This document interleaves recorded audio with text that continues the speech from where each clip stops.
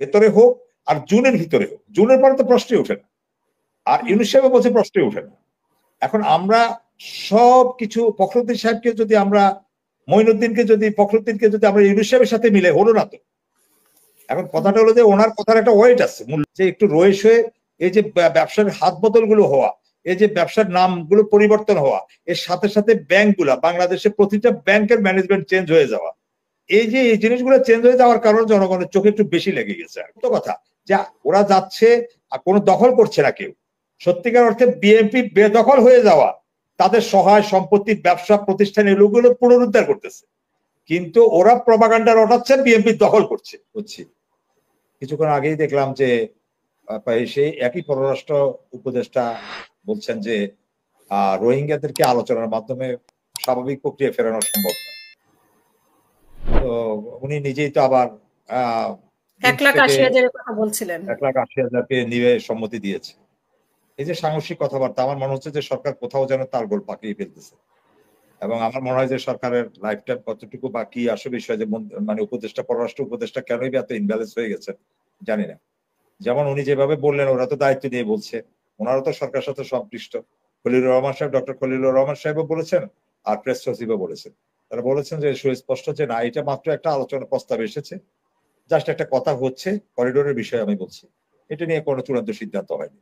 আর আমার কাছে মনে হয় না যে এত বড় হাই রিস্ক আবারও শব্দ। তাহলে এই যে বাংলাদেশে এই কতদিন ধরে আমরা যে আলোচনা করলাম, পুরো বাংলাদেশ জুড়ে আলোচনা করলাম, আমরা জানি, আমি তো করিনি। না, রাজনৈতিক দলগুলো তো বলেছে, যে রাজনৈতিক দলগুলো তো আলোচনা করেছে যে এটাই তো আমাদের সমস্যা। আমরা তো শেষ পর্যন্ত যেতে চাই না। সমস্যাটা হলো যেমন আমরা যে কথাটা বলতে চাই, যদি আসে কথাটা, তাহলে কেন আলোচনা করবে না? আমার কথাটা হলো সরকারের মধ্য থেকে যে আসলো, আসার পর আমি এটার ইমপ্লিমেন্টেশনটা দেখেছি, আমরা তো দেখি নাই। যারা লিখছে তারা তো আমাদের চেয়ে অনেক প্রাজ্ঞ, যারা এটা নিয়ে কথা বলতেছে। আমার কথা হচ্ছে যে এই জিনিসটা, যেমন আমি একটা উদাহরণ দিই আপনাকে, আমরা বলতে চাচ্ছি যে নির্বাচনের কথা যেটা হচ্ছে যে ডিসেম্বর জুন, এখন আমার বক্তব্যটা হলো যে কি বিএনপির প্রথমার্ধের যে কথাটা, প্রথম সূচনা লগ্নের যৌক্তিক সময়, এখন যৌক্তিক সময় থেকে ওনারা একটা রাজনৈতিক দল হিসাবে একটা কথা বলবে যে আমরা ডিসেম্বরে নির্বাচন চাই, কিন্তু এটা যেরকম মানে কাট অফ টাইম না, তেমনি ইউনূস সাহেবের এটাও কাট অফ টাইম না। আমরা শুধু একটা কথা বলতে চাই, সেই ডিসেম্বরের ভেতরে হোক আর জুনের ভিতরে হোক, জুনের পরে তো প্রশ্নই ওঠে না, আর ইউনূস সাহেব বলছে প্রশ্নই ওঠে না। এখন আমরা সব কিছু ফখরুদ্দিন সাহেবকে যদি আমরা মঈনুদ্দিনকে যদি ফখরুদ্দিনকে যদি আমরা ইউনূস সাহেবের সাথে মিলে হলো না তো। এখন কথাটা হলো যে ওনার কথার একটা ওয়েট আছে, মূল্য আছে, এটা শুধু বাংলাদেশে নয়, সারা পৃথিবীতে। তো আমরা ওই জন্য বলছি আর কি যে ঠিক আছে, উনি কি করতেছে দেখি, ডিসেম্বর আর জুনের পার্থক্য কি, জুনে তো হবেই না বৃষ্টি বাদল, হলে এটা মার্চ এপ্রিলে হতে পারে। তো এখন যদি উনি মার্চ এপ্রিলে গিয়েও যদি কোন রকম তালবাহানা তৈরি করে, তখন আমরা বলবো যে উনি তো আনপ্রেডিক্টেবল, তখন আমাদের কথা বলার সুযোগ হয়। আমরা ধরে যেহেতু একটা লোককে আনছি, সম্মান দিয়ে বসাইছি, আমরা ওনাকে দেখতে চাই যে উনি কি করতে চান, আর ওই টাইমটা অনেক বড় কোনো টাইম না। আর এই জায়গাটাতে আমরা বলছি যে এই জন্য ওনাকে আরো কিছু বিষয় চাপ দেওয়া উচিত, সংস্কারের বিষয়, তারপরে গিয়ে হলো যে হাসিনার বিচারের বিষয়, দেশে ফেরত আনার বিষয়, এগুলোকে যত ত্বরান্বিত করার জন্য চাপ দেওয়া আর কি। আমি ওই জায়গাটার কথা আমরা বলতে চাই আর কি। আমরা বলতে চাই না যে না, উনি যেভাবে ওই জনগণ বললো 5 বছর থাকতে হবে, ওই করতে হবে, বা ওনার দলের তুলসী পাতা, কেউ এখানে মানে ব্যবসা বাণিজ্য করছে না, টাকা নিচ্ছে না, হ্যাঁ, এই অভিযোগগুলো মিথ্যে নো। কিন্তু ব্যক্তি ইউনূস সাহেবের বিষয়টা উনি কতটা এলাও করছেন। খুবই ভালো হতো যে আমরা যারা বিএনপি মতাদর্শ চিন্তাকে লালন করি, এখন হয়তো ওরা অনেকে বলবেন যে আমরা লালন করি না, কারণ এটা ওদের মনের মতো হচ্ছে না, যে আপনি ধরেন কিছু কিছু স্পর্শকাতর জায়গা, যেমন মিডিয়া হাউস গুলো হ্যান্ড বদল হওয়া, হাত বদল হওয়া কোনো প্রয়োজন ছিল না, ব্যবসা বাণিজ্যের হাত বদল হওয়া কোনো প্রয়োজন ছিল না, এগুলো কি স্বাভাবিক প্রক্রিয়া? একজন প্রাজ্ঞ মানুষ, আপনি কি এই কথাটা আপনি একবারও যদি চিন্তা করেন যে যে কথাগুলো মানুষের সেন্টিমেন্টে মনিকোঠায় লাগলো, কেন লাগলো? অর্থাৎ বিএনপি যদি ওই জায়গা থেকে তো তাহলে আমরা ভালো করতে পারবো, একটু যদি ধৈর্যটা ধরতে পারতাম। যেমন এই যে 71 টিভি চেঞ্জ হয়ে যাওয়া, বাংলা বিষয় রাতারাতি চেঞ্জ হয়ে যাওয়া, এনটিভি চেঞ্জ হয়ে যাওয়া, আর টিভি চেঞ্জ হয়ে যাওয়া, আরে আমার নিজের সিগনেচার জাল করে মোর্শেদ আলমরা আমার সাইন জাল করে তারা এটা ইয়েগুলো করে দিল, আর টিভির প্রশাসন চেঞ্জ করে দিল। এখন কথাটা হলো আমরা ন্যায্য বিচার, ন্যায় বিচার কোনো হওয়ার আগেই দেখা গেল যে কি এটা কেউ না কেউ এসে এটাকে আবার তারা টেক আপ করে নিল। তো সেটাও তো বৈধ পন্থায় হলো না। তাহলে আওয়ামী লীগ যা করলো আমরা তো তাই করলাম। আমরা কথাটা বুঝাতে চাচ্ছি এটা, যে একটু রয়েস হয়ে এই যে ব্যবসার হাত বদল গুলো হওয়া, এই যে ব্যবসার নামগুলো পরিবর্তন হওয়া, এর সাথে সাথে ব্যাংকগুলা, বাংলাদেশের প্রতিটা ব্যাংকের ম্যানেজমেন্ট চেঞ্জ হয়ে যাওয়া, এই যে এই জিনিসগুলো চেঞ্জ হয়ে যাওয়ার কারণে জনগণের চোখে একটু বেশি লেগে গেছে আর কি। হ্যাঁ, তারপরে আমি বলছি আর কি যে আপনি একটু বললেন না যে আইনের শাসন হলো কিনা, মামুন ভাই যথার্থ তো বলে গেছেন। এগুলার কারণেই তো আজকে তারেক রহমান সাহেবের বিরুদ্ধে আইনের শাসন, যে তারেক রহমান সাহেবের বিরুদ্ধে যে মিথ্যা মামলা, অপপ্রচার, অর্থপ্রচার, কোন কথায় ওনাকে আখ্যায়িত করে না, অথচ উনি তো এটা কাছে ধারেও তো উনি জ্ঞানের হামলার সাথে ছিলেন না। ওনার মূল চার্জশিটে ওনার নাম ছিল না, কিন্তু ওনাকে যাবজ্জীবন কারাদণ্ড দেওয়া হয়েছে।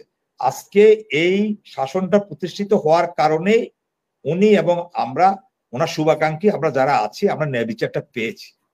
এই ন্যায় বিচার যদি এই ফেস্টিভ্যাল থাকতো আমরা পেতাম না। আমরা কথাটা বোঝাতে চেয়েছি এটা। আর আমি বলছি যে ঠিক আছে, একটা মানে মার্চে যদি হয় নির্বাচন, মার্চে তো হবে না, ধরেন এপ্রিলে বা ফেব্রুয়ারিতে, তো ফেব্রুয়ারিতে হলে আপনাকে ডিসেম্বরের তফসিল ঘোষণা করতে হবে। আর যদি মার্চে হয় তাহলে জানুয়ারিতে তফসিল ঘোষণা করতে হবে। আমরা ওই জায়গাটা দেখি। আর পাশাপাশি সংস্কারের জন্য এবং সরকারের ভেতরে যে একটা চক্র কাজ করতেছে, একটা মানে এই যে একটা মানে আওয়ামী লীগকে পুনর্বাসন করা, হ্যাঁ, যে তারা যে একটা দায়িত্ব নিয়ে নিয়ে ধরি মাছ নাসুই পানি করতেছে, এই তালবাহানার উপর আমরা একটু প্রেশার তৈরি করা। হ্যাঁ, যে এই জিনিসটার উপরে যে আমরা তাদের উপরে একটা দোষ চাপিয়ে দেওয়া, বা একটা তাদেরকে আমরা ধরা যে তারা এই কাজগুলো করা। আর তারা হলো যে কি মনোফুলি, তারা তাদের মতো করে এক একজন, এই যে যেমন আপনার সৈয়দা রাজওয়ানা হাসান, তিনি যেমনটা বললেন এটা কত স্পর্শকাতর বিষয়। আমরা কিন্তু এটা নিয়ে আলোচনা করিনি। উনি বলেছে বাংলাদেশের মানে মানচিত্র পরিবর্তন হয়ে যেতে পারে। আপনি চিন্তা করেন এইটা কত বড় ভয়ঙ্কর কথা। বাংলাদেশ ন্যারো হয়ে যাবে, আমি ছোট হয়ে যাব না বড় হব, এই কথাটা কি এই পর্যায়ে এসে বলার মতো জায়গা? একটা দেশের মানচিত্র সার্বভৌমত্বের প্রশ্ন। তাহলে আমরা এই জায়গাগুলোতে ফোকাস দিচ্ছি না, কিন্তু আমরা চলে যাচ্ছি কিন্তু ওই ভিন্ন কথা। নির্বাচন তো আজ হোক, কাল হোক, একদিন পর হোক, পরশু হোক, নির্বাচন হবেই, নির্বাচন হতেই হবে। কিন্তু নির্বাচন হতে হলে সেখানে যারা ড্রাইভিং সিটে আছে, যে বিএনপি আছে, নেতৃত্বে আছে, বিএনপি নেতৃত্ব দিবে, এটা কোনো সন্দেহ নাই। এটা জনগণ তাই মনে করে যদি মিরাকেল কিছু না ঘটে। কিন্তু আমার কথা হলো যে ওই যে আমরা আনরেস্ট হয়ে গেলে বিষয়টা হলো যে মানুষ তড়িঘড়ি করলে একটা সন্দেহ খুঁজে পায়। আরেকটা জিনিস হলো যে ওই যে রাতারাতি প্রশাসনের ভেতরে বা এই যে ভাইস চ্যান্সেলরদের কথা বলা হয়েছে, তারপর কোর্ট আঙ্গনের বিভিন্ন অ্যাটর্নি জেনারেলদের কথা বলা হচ্ছে, ডেপুটি অ্যাটর্নি জেনারেল বা যারা আছে তারা কোন জায়গা থেকে কিভাবে আসলেন, তারপরে আপনার ধরেন যে ব্যাংকগুলোর পরিবর্তন, আমি বললাম মিডিয়াগুলোর পরিবর্তন, বিভিন্ন ব্যবসা, বড় বড় শিল্প প্রতিষ্ঠানের গ্রুপের মালিকানা শেয়ার পরিবর্তন, এই সবগুলো যদি মানে আমার মনে হয় যে আমরা যদি আরো রয়েস হয়ে যদি জিনিসগুলোকে হ্যান্ডেল করতাম, আইনি প্রক্রিয়ার মাধ্যমে যদি আমরা এগুলো ফিরে নিতাম, যেমনটি বলছিলেন যে আমাদের মানে বিএনপির মহাসচিব বা আরো অনেক বড় নেতাদেরকে আমরা বলতে শুনেছি যে এটা সত্য কথা যে ওরা যাচ্ছে, কোনো দখল করছে না কেউ। সত্যিকার অর্থে বিএনপি বেদখল হয়ে যাওয়া, তাদের সহায় সম্পত্তি, ব্যবসা প্রতিষ্ঠান, এগুলো পুনরুদ্ধার করতেছে, কিন্তু ওরা প্রপাগান্ডা রটাচ্ছে বিএনপি দখল করছে। দেখেন এখন মিডিয়া ট্রায়ালের ভিতরে তারা কেমন ভাবে পড়ছে, তারা যাচ্ছে তাদের যে জিনিসগুলো আছে হারাই ফেলছে গত 18 বছরে, 15 বছরে, ওগুলোকে উদ্ধার করতে। আর ওই উদ্ধারে নামতে গিয়ে তারা বলতেছে যে তারা এবার দখল হয়ে গেছে, বিএনপি দখল করতেছে, বিএনপি চাঁদাবাজি করতেছে। বিষয়টা এইটা না, বিষয়টা হলো যে তারা তাদের ন্যায্যতা আদায় করতে চাচ্ছে। আর আমার এক্ষেত্রে আমার পরামর্শটা হলো যে কি, এটা রয়েস হয়ে আইনি প্রক্রিয়ার মাধ্যমে ফিরে পাওয়ার সুযোগ ছিল, তাহলে এতগুলো বিতর্কের জন্ম হয়তো হতো না, তাহলে চলার পথটা আরো মসৃণ হতো। এটাই ছিল আসলে কথার মূল জায়গা। নারী কমিশনের ব্যাপারে সেটা সমস্যা আছে, সেটা সাংঘর্ষিক। আর ওনাদেরকে নিয়ে যে ধরনের বাজে মন্তব্য করা হয়েছে, এটা কখনো হেফাজতের পক্ষ থেকে, এর আগেও হেফাজত এরকম ভুল করেছে, তেঁতুলের সাথে তুলনা করে তেঁতুল হুজুর হয়েছে। আমি জানি না ওনারা কেন এই ল্যাঙ্গুয়েজ গুলো, এত ধর্মপ্রয়ণ মানুষ, ওনারা কেন এই শব্দ চয়ন গুলো করেন। সত্যিকার অর্থে এটা বোধগম্য নয়, এটা প্রত্যাখ্যানযোগ্য, এবং এটা আমি অবশ্যই মনে করি যে ওনারা ওনাদের বক্তব্যকে সংশোধন করে প্রত্যাহার করবেন। নারীরা মায়ের জাতি, বোনের জাতি, তাদেরকে সম্মান দিতে হবে। আর আমাদের কোরআনের সাথে যে সমবন্টনটা, যে একটা দুইটা জায়গাতে গিয়ে তাদের হয়তো খটকা লাগছে, এটার ব্যাপারে তো আমরাও তো করবো, যে কোরআনের সাথে সরাসরি আল্লাহ যে বিধান তৈরি করে দিয়েছে আমাদেরকে আজ মুসলমান হিসেবে, আমরা তো এটার বাইরে বিকল্প কোনো কিছু চিন্তা করা, প্রস্তাব করা বা আলোচনা করা, এটা আমি অযৌক্তিক মনে করি। তারপরেও এটা মনে করি যেহেতু এটা প্রস্তাব, এটা কোনো আইনে আকারে পাস হয় নাই, কিচ্ছু হয় নাই, এটা নিয়ে বিভিন্ন আলোচনা হতে পারে।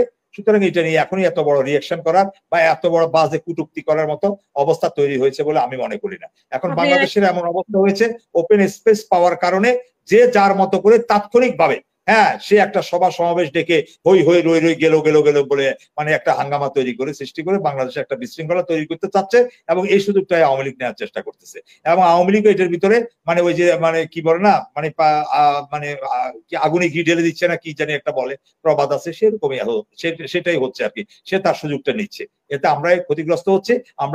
আমরা জুলাই 36-কে এবং 5ই আগস্টের আন্দোলনকে বিপ্লবকে আমরা ভুলে যাচ্ছি। আর আমাদের যে ভুল যেটা হয়েছে, মামুন ভাই যেটা বলেছেন আমিও সেটা বলি, যে বিএনপি বড় দল, বিএনপি কে নিয়ে সে আমাদের একটা জাতীয় বিপ্লবী সরকার হতে পারতো, তাহলে আজকে এই মানে কেওয়াজ গুলো হতো না বলে আমি আমার ব্যক্তিগত অভিমত থেকে মনে করি এটা হওয়া উচিত ছিল, এটা হলে ভালো হতো। আর এটা না হওয়ার কারণে আজকে আমাদের এই প্রশ্নের মুখোমুখি হতে হচ্ছে। আমরা জানি না এই গন্তব্যের শেষ কোথায়, তবে আমি মনে করি যে খারাপ কিছু হবে না, ভালো কিছুই হবে, আমরা একটু আনরেস্ট না হই। আসসালামু আলাইকুম। অসংখ্য ধন্যবাদ।